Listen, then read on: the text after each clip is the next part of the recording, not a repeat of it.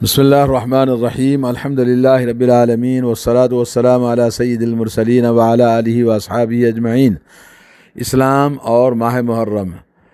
ان عدۃ الشہور عند اللہ 12 شہرا فی کتاب اللہ یوم خلق السماوات والارض منها 4 حرم ذلک الدین القیم فلا تظلموا فیہن انفسکم۔ جس دن اللہ عز و جل نے آسمان و زمین کو پیدا فرمایا اسی دن سے اللہ کے نزدیک اس کی کتاب میں مہینوں کی تعداد 12 ہے، ان میں سے 4 حرمت والے مہینے ہیں، یہی صحیح دین ہے۔ سورہ توبہ آیت نمبر 36۔ رجب، ذی القعدہ، ذی الحجہ اور محرم یہ 4 حرمت والے مہینے ہیں، اور اسلام سے ماہ محرم کا تعلق بہت گہرا ہے۔ اس ماہ کی عظمت اور حرمت ابتدائے آفرینش سے موجود ہے۔ اس مبارک مہینے میں کائنات کے نہایت اہم کام اللہ عز و جل نے بنائے ہیں۔ اس مبارک مہینے کے اندر مثلا زمین و آسمان، لوح و قلم، جبریل اور دیگر فرشتوں کی پیدائش، اور آدم علیہ السلام کی پیدائش اور ان کی توبہ کا قبول ہونا، طوفان سے نوح علیہ السلام کا نجات پانا، اور ابراہیم علیہ السلام کی پیدائش اور نار نمرود کا ابراہیم علیہ السلام کے لیے گلزار ہو جانا، اور سب سے عظیم جو یادگار تاریخ ہے موسیٰ علیہ السلام کا فرعون سے نجات پانا، اور اہل ایمان کی نجات اور کامیابی، والعاقبۃ للمتقین، اور ظالم فرعون کا دریائے نیل میں غرق ہو جانا، یونس علیہ السلام کا مچھلی کے پیٹ سے باہر آ جانا، اور ادریس علیہ السلام کا مکان علیہ میں پہنچنا، اور ایوب علیہ السلام کا شفا یاب ہونا، اور داؤد علیہ السلام کی توبہ کا قبول ہونا، سلیمان علیہ السلام کو سلطنت کا اس پوری دنیا کے بے شمار اللہ رب العالمین نے مخلوقات پر آپ کو سلطنت عطا فرمائی اسی عاشورے کے دن، اور وغیرہ وغیرہ، اور قیامت بھی اسی ماہ میں قائم ہوگی، اور اسلامی سال کی ابتدا بھی اسی ماہ سے ہوتی ہے، جیسا کہ آپ اس سے پہلے سن چکے ہیں۔ یوم عاشورہ کی فضیلت جیسا کہ کتابوں کے اندر موجود ہے، یوم عاشورہ کی بڑی فضیلت و حرمت آئی ہے، اور اس کی فضیلت کی وجہ سے اس کا روزہ رکھنا انبیاء کے درمیان عام رہا ہے تمام شریعتوں میں، اور رسول اللہ صلی اللہ علیہ وسلم نے فرمایا رمضان کے بعد سب سے افضل روزہ اللہ کے مہینے محرم کا روزہ ہے۔ افضل الصیام بعد رمضان شہر اللہ المحرم،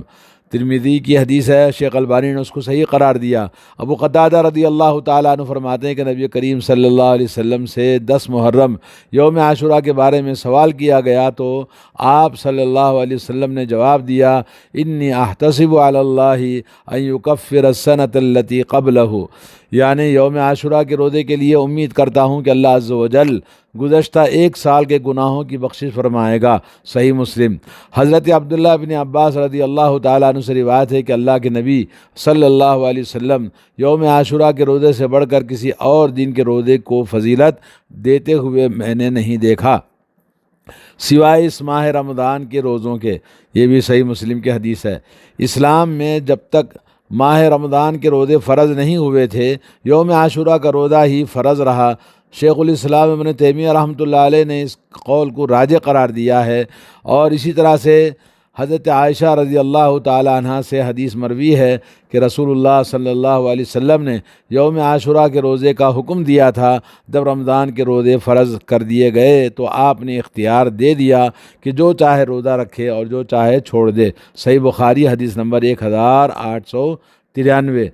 تو اس طرح سے دوستو آپ کو معلوم ہوا کہ یوم عاشورہ کا روزہ رکھنا اللہ رب العالمین کی طرف سے یہ بہت بڑی عنایت ہے، اور یہ ماہ رمضان کی فضیلت کا اس سے پتہ چلتا ہے۔ یوم عاشورہ کے روزے کی حکمت کیا ہے؟ حضرت عبداللہ بن عباس رضی اللہ تعالیٰ عنہ سے روایت ہے کہ جب نبی کریم صلی اللہ علیہ وسلم مدینہ منورہ تشریف لائے تو آپ نے یہودیوں کو دیکھا کہ وہ یوم عاشورہ کا روزہ رکھتے ہیں۔ آپ نے ان سے اس کا سبب معلوم فرمایا تو انہوں نے بتایا کہ آج نیک دن ہے، اللہ تعالیٰ نے آج بنی اسرائیل کو، اہل ایمان کو ان کے دشمنوں سے نجات دلائی تھی، تو موسیٰ علیہ السلام نے شکریہ کے طور پر اللہ کی بارگاہ میں روزہ رکھا تھا، تو آپ صلی اللہ علیہ وسلم نے فرمایا موسیٰ علیہ السلام کے ہم تم سے زیادہ موافقت رکھنے کے حقدار ہیں، نحن احق بموسیٰ، اس لیے آپ نے بھی خود بھی روزہ رکھا اور صحابہ کرام رضوان اللہ علیہم کو روزہ رکھنے کا حکم دیا۔ صحیح بخاری حدیث نمبر 2004۔ صحیح مسلم کی روایت میں اتنا زیادہ ہے کہ اللہ کی شکر گزاری کرنے کے لیے ہم بھی روزہ رکھتے ہیں۔ حضرت ابو ہریرہ رضی اللہ تعالیٰ عنہ کی روایت میں یوں ہے کہ اسی دن حضرت نوح علیہ السلام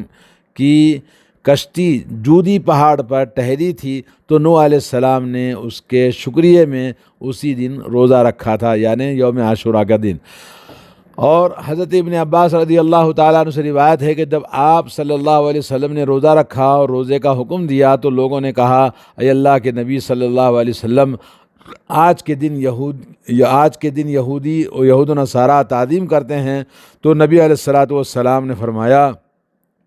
اگلے سال اگر انشاءاللہ ہم 9ویں دن کا بھی روزہ رکھیں گے۔ صحیح مسلم کی حدیث ہے۔ اور مسند احمد میں ہے کہ رسول کریم صلی اللہ علیہ وسلم نے فرمایا یوم عاشورے کا دن روزہ رکھو اور اس میں یہودیوں کی مخالفت کے لیے ایک دن پہلے یا بعد کا روزہ اور ملا لو۔ ایک روایت میں ہے کہ اگر اگلے سال میں زندہ رہا تو 9ویں کا بھی روزہ رکھوں گا، اور بعض میں یہ بھی ہے کہ ایک دن پہلے اور ایک دن بعد ملا کر روزہ رکھو۔ ہمارے لیے جائز ہے کہ ہم محرم کی 11، 9، 10، 11 3 دن کا روزہ رکھیں، یا صرف 9 اور 10 کا روزہ رکھیں، یا یہ کہ 10، 11 کا روزہ رکھیں اور صرف 10ویں کا روزہ بھی رکھیں تو کافی ہے۔ مگر یہودیوں کی موافقت نہ ہو، اس کے لیے رسول کریم صلی اللہ علیہ وسلم نے ایک دن آگے اور ایک دن پیچھے ملا کر روزہ رکھنے کا حکم دیا ہے۔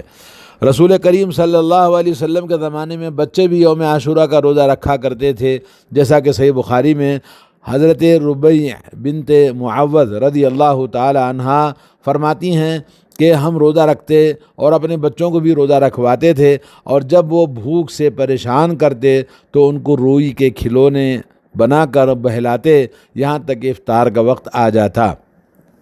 تو یہ ہے محرم کی فضیلت اور اس کے کرنے والے کام، کہ وہ یوم عاشوراء کو ہم سمجھیں کہ یوم عاشوراء اللہ عز و جل کے یہاں بہت ہی عظیم مقام والا، بڑی عزت و احترام والا اور بڑے کارنامے اس دنیا کے اندر اللہ عز و جل نے اسی یوم عاشوراء کو انجام دیے تھے، تو اللہ عز و جل نے اس کی فضیلت میں تمام نبیوں کے یہاں یہ روزہ عام تھا، اور اس شریعت محمدیہ کے اندر بھی اس ماہ محرم کا روزہ رکھنے کی جو شریعت نے ہمیں بتایا، ہمیں اس کا احترام کرتے ہوئے، اعمال صالحہ کرتے ہوئے، توبہ استغفار کرتے ہوئے اللہ کی بارگاہ میں اس دن روزہ رکھیں۔ ایک سال پچھلے گناہوں کو اللہ تعالیٰ، پچھلے ایک سال کے گناہوں کو اللہ تعالیٰ بخشش فرماتا ہے۔ اور لیکن ہم نے اس محرم کو کیا بنا دیا ہے، جیسا کہ آپ جانتے ہیں بدعات، محرم اور مسلمان، ان مذکورہ امور کے علاوہ جتنی بدعات و خرافات اس ماہ محرم میں کی جاتی ہیں اسلام کے نام پر، وہ سب غیر مسلموں کا دسیرہ اور رام لیلا کی نقل اور اسلامی دشمنی کے علاوہ کچھ نہیں ہے، اس لیے کہ اصل اسلام اللہ اور اس کے رسول کی بتائی ہوئی شریعت اور اس کے قانون کے مطابق ہونا چاہیے۔ آپ خود غور کریں کہ حضرت حسین رضی اللہ تعالیٰ عنہ کی شہادت کا واقعہ نبی کریم صلی اللہ علیہ وسلم کے دنیا سے تشریف لے جانے کے 50 سال بعد رونما ہوا ہے، یعنی سن 61 ہجری کا واقعہ ہے۔ اسلام سے اس کا کیا تعلق ہے؟ اگر کوئی یہ خیال کرے کہ حضرت حسین کی شہادت اسی ماہ میں ہوئی ہے، اس لیے غم کا مہینہ ہے اور اس میں شادی بیاہ خوشی کا کوئی کام نہیں کرنا چاہیے، تو اسلام سے ناواقفیت اور جہالت کا نتیجہ ہے۔ انبیاء کے حالات اور ہمارے نبی علیہ السلام کے فرامین ہمیں یہ بتلاتے ہیں کہ محرم خوشی کا مہینہ ہے، اور ہم ہیں کہ اسے غم اور ماتم کا مہینہ کہتے ہیں۔ بہت افسوس کی بات ہے۔ آئیے دیکھا جائے کہ ان بدعات کا اسلام سے کیا تعلق ہے، جن کی یاد منانے کا دھوکہ دے کر مسلمانوں کو راہ راست سے ہٹایا جا رہا ہے، اور حقیقت مسلمان جانتے نہیں ہے۔ دیکھیے شہداء کے بارے میں اللہ رب العزت کا کیا فرمان ہے، وَلَا تَقُولُوا لِمَنْ يُقْتَلُ فِي سَبِيلِ اللَّهِ أَمْوَاتٌ بَلْ أَحْيَاءٌ وَلَكِنْ لَا تَشْعُرُونَ۔ سورہ بقرہ آیت نمبر 154 جی۔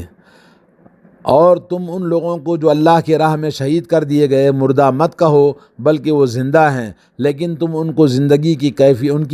کی کیفیت کو نہیں سمجھتے۔ آپ غور کیجئے کہ زندوں پر ماتم کرنا نادانی کی نہیں تو اور کیا ہے۔ تاریخ اسلام ایسے حادثات سے پر ہے۔ کیا سید الشہداء حضرت حمزہ رضی اللہ تعالیٰ عنہ اور جنگ بدر اور میدان احد کے شہداء پر ماتم کیا گیا، یا آپ صلی اللہ علیہ وسلم نے ماتم کا حکم دیا؟ حضرت عمر رضی اللہ تعالیٰ عنہ کی شہادت کسی حادثے سے کم نہیں۔ اللہ کے نبی کے وفات کے بعد میں سب سے بڑا حادثہ حضرت عمر بن خطاب امیر المومنین خلیفہ دوم کی شہادت کا حادثہ ہے، اور حضرت عثمان ذی النورین جن کو سبائی ظالموں نے گھر میں گھس کر اس حال میں شہید کیا کہ آپ قرآن مجید کی تلاوت کر رہے تھے، اور حضرت علی رضی اللہ تعالی عنہ، حضرت حسن رضی اللہ تعالیٰ عنہ، حضرت حسین رضی اللہ تعالیٰ عنہ وغیرہ اکابرین صحابہ کرام شہید کر دیے گئے۔ لیکن کیا ایسا کوئی ثبوت ملتا ہے کہ صحابہ کرام اور تابعین نے ماتم کیا ہو، سینہ کوبی کی ہو؟ آپ خود فیصلہ کیجئے کہ دور نبوت اور دور صحابہ کو چھوڑ کر کہاں نمونہ تلاش کریں گے؟ اگر ان شہداء کو خدا نخواستہ آپ مردہ سمجھتے ہیں جو قرآن کے حکم سے صریح بغاوت ہے، تو پھر محبوب رب العالمین کا فرمان ملاحظہ فرمائیے، کسی بھی شخص کو 3 دن سے زیادہ غم منانا جائز نہیں ہے، علاوہ اس عورت کے جس کا شوہر فوت ہو گیا ہو۔ اللہ کہ نبی صلی اللہ علیہ وسلم نے لعنت فرمائی ہے نوحہ کرنے والی عورت پر۔ صحیح بخاری صحیح مسلم کی حدیث ہے، یعنی کپڑے پھاڑنا، بال نوچنا وغیرہ سب ناجائز ہے۔ عورت کے شوق منانے کا مطلب یہ ہے کہ وہ بناؤ سنگھار نہ کرے اور 4 ماہ 10 دن تک غم کا اظہار کرتی ہوئی گھر کی 4 دیواری کے اندر بیٹھی رہے۔ اور اگر کسی بھی مرنے والے پر ماتم یا یوم وفات منانا جائز ہوتا تو رسول پاک صلی اللہ علیہ وسلم خود حضرت ابراہیم علیہ السلام اور دیگر انبیاء نیز اپنے لڑکوں کی برسی مناتے۔ شیخ عبد القادر جیلانی فرماتے ہیں، اگر حسین رضی اللہ تعالیٰ عنہ کی شہادت کے دن یوم غم اور یوم مصیبت شمار کیا جاتا تو ماہ ربیع الاول کے 12 تاریخ اس سے بھی زیادہ کہیں اندوہناک تاریخ ہے، جس میں حضرت پیغمبر سرور عالم رحمۃ اللہ عالمین کی وفات ہوئی اور صدیق اکبر رضی اللہ تعالیٰ عنہ نے وفات پائی۔ تو غرض یہ کہ قرون مفضلہ، قرون ثلاثہ میں کہیں بھی ان خرافات کا پتہ نہیں لگتا، اور کیوں کر لگتا جبکہ قرآن و سنت سے اس کا کوئی تعلق نہیں ہے۔ تو آئیے دوستو، تاریخ بدعات مروجہ کیا چیز ہے؟ تو اب یہ معلوم کرنا ہے کہ یہ بدعات کب سے شروع ہوئی اور ان کے پس پشت کون سا دماغ اور منصوبہ کار فرما تھا۔ تاریخ کی کتابوں سے پتہ چلتا ہے کہ یہودی ہمیشہ ہی سے اسلام کے دشمن اور مسلمانوں کی ایذا رسانی کی در پہ ہمیشہ رہتے ہیں۔ پیارے رسول صلی اللہ علیہ وسلم کے ساتھ بارہا غداری کا معاملہ کیا مدینہ منورہ میں، لیکن یہ لوگ دور فاروقی تک مغلوب رہے۔ البتہ دور عثمانی میں عبداللہ بن سبا نامی یہودی نے فتنے کی تحریک چلائی اور کامیاب رہا، یہاں تک کہ حضرت عثمان ذی النورین کو شہید کروا دیا، اور حضرت علی، حضرت عائشہ رضی اللہ تعالیٰ عنہما کے درمیان جنگیں کروا دی۔ جنگ جمل اور جنگ صفین اسی کا نتیجہ رہا، اور حضرت حسن، حضرت حسین کی شہادت بھی انہی فتنوں کی ایک کڑی ہے۔ بنو امیہ اور بنو عباسیہ میں جنگوں کے واقعات بھی انہی سبائیوں کے اثرات نظر آتے ہیں۔ اور پھر ہندوستان میں وہ کون سا مسلم حکمراں تھا جو ان کی زد سے بچ سکا؟ بابر اور ہمایوں وغیرہ کی مدد کے لیے جو فوج ایران سے آتی تھی وہ سب سبائی تحریک سے متاثر تھے۔ ان سبائیوں نے بدعات و خرافات کے ذریعے جو اسلام کے تابناک چہرے کو داغدار کرنے کی کوشش کی ہے، اس کی ابتدا اس طرح ہوئی کہ سن 64 ہجری میں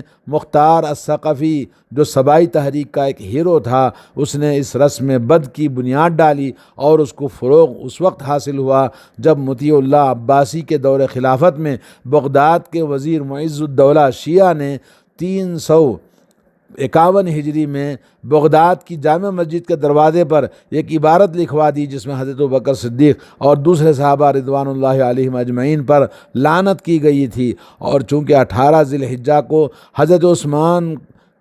عثمان کو سبائیوں نے شہید کیا تھا، اس لیے اس کی خوشی میں 18 ذی الحجہ کو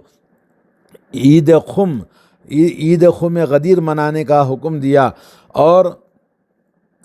صحابہ کرام رضوان اللہ علیہم اجمعین کے لیے شیعہ نے جو خوب گالیاں دینا اور برا بھلا کہنا شیعوں نے ایجاد کیا، آج بھی ہند و پاک میں موجود ہے، اور اسی شیعہ کے نزدیک عید الاضحیٰ سے زیادہ مرتبے والی عید اگر کوئی ہے تو عید خم غدیر ہے، جس دن حضرت عثمان کو شہید کیا گیا تھا۔ پھر 352 کے شروع میں 10 محرم کو حضرت حسین رضی اللہ تعالیٰ عنہ کی شہادت کے غم میں تمام دکانوں کو بند کرنے اور خرید و فروخت کو موقوف کر دینے کا حکم دیا، اور شہر و دیہات کے تمام لوگوں کو ماتمی لباس پہن کر علانیہ نوحہ کرنے کا حکم دیا اس بادشاہ نے، اور عورتوں کو حکم ہوا کہ اپنے بال کھول کر چہرے کو سیاہ کیے ہوئے، کپڑوں کو پھاڑتے ہوئے سڑکوں اور بازاروں میں مرثیہ پڑتی ہوئی، منہ نوچتی اور چھاتیاں پیٹتی ہوئی نکلیں۔ شیعہ نے بخوشی اس کی تعمیل کی، مگر اہل سنت دم بخود رہ گئے اور خاموش رہ گئے، اور شیعوں کی حکومت تھی اس لیے کچھ نہ کر سکے، اور سن 353 ہجری میں پھر اسی کا اعادہ کیا گیا، اور مسلمان اہل سنت کو خاص کر اس برے عمل کے کرنے کا حکم دیا گیا۔ اہل سنت جو صحیح العقیدہ تھے ان کو بھی یہ کام کرنے کا حکم دیا۔ شیعہ بادشاہ نے اہل سنت اس ذلت کو برداشت نہ کر سکے، چنانچہ شیعوں اور سنیوں میں فساد پھوٹ پڑا اسی وقت سن 353 ہجری میں۔ لیکن اس کے بعد اس پر مستقل عمل ہونے لگا جو آج تک جاری ہے۔ آج کے نام نہاد اہل سنت جو بریلوی لوگ ہیں قابل داد ہیں کہ ہر سال تعزیہ بناتے ہیں، ماتم کرتے ہیں، سبیلیں لگاتے ہیں، مجلسیں اور محفلیں لگاتے ہیں، اور ماتم کی محفلوں میں خوب سینے کوٹتے ہیں، اور مختلف قسم کے اور ناچ اور مختلف قسم کے تعزیے اٹھانے کے لیے جو کچھ بھی دیکھ سکتے ہیں کہ آگ کے الاؤ بناتے ہیں، اور اس میں کودنا اور بے حیائی اور مختلف قسم کے لچے لفنگے اور غنڈے سب اس کے اندر شامل ہوتے ہیں۔ تو یہ تمام کرتے ہوئے انہیں مطلق شرم نہیں آتی ہے۔ اس پوری تحریک کے پیچھے صبائی دماغ کار فرما ہے۔ چنانچہ ایران سے افغانستان کے بعد ہمارے ملک کے بادشاہوں نے بھی شیعہ کے بدعات و خرافات کے پھیلانے میں بڑا حصہ لیا۔